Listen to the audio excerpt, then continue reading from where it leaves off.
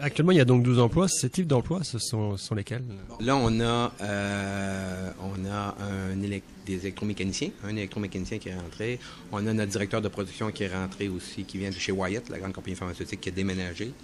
On a deux ingénieurs de très, très pointus de microfiltration et compagnie.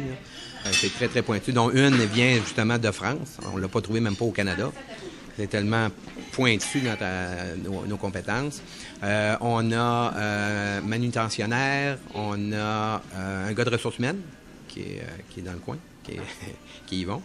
On a une secrétaire réceptionniste qui va rentrer, là, elle déménageait, elle revenait d'ailleurs de Montréal pour s'établir à Montmagny.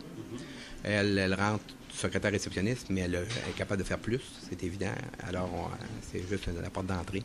Donc, c'est le type d'emploi manutentionnaire. On a technicien, on a un technicien de recherche qui galvaude dans 2-3 endroits là, présentement parce qu'on est en train d'installer le laboratoire aussi. Valider tout ça. Un plan d'embauche de fait. Okay? Un plan qui décrit tous les postes inimaginables avec les salaires et compagnie. Bien entendu, comme toute entreprise qui se respecte, mais la croissance, c'est pas comme ça. C'est réellement une courbe. Donc, c'est certain ce qu'on est en train de négocier, par exemple, à l'échelle planétaire pour nos crèmes cosmétiques. Là, on joue avec des joueurs planétaires. Alors, c'est sûr que là, il faut que ça sorte, les pots de crème, là, quand on va manufacturer ça. Donc, ça dépend de leur prévision de vente.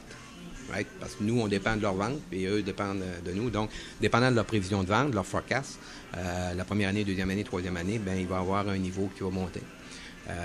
Promettre un nombre X d'emplois, à ce moment-ci, je me sens inconfortable parce que j'ai pas assez de données de ces partenaires-là potentiels. Mais ça s'en vient. J'espère d'ici, je vous dirais en Q1 aussi, en début d'année prochaine, je dirais au mois de mars, on va avoir une bonne idée de quel partenaire on a avec ses prévisions. Puis là, on va commencer à avoir une idée parce que là, il va falloir nous autres mettre en branle ici pour produire. Parce qu'on se l'est fait demander d'ailleurs. Êtes-vous capable de produire pour l'échelle planétaire? Je leur ai dit, donnez-moi des forecasts, puis je m'occupe du reste.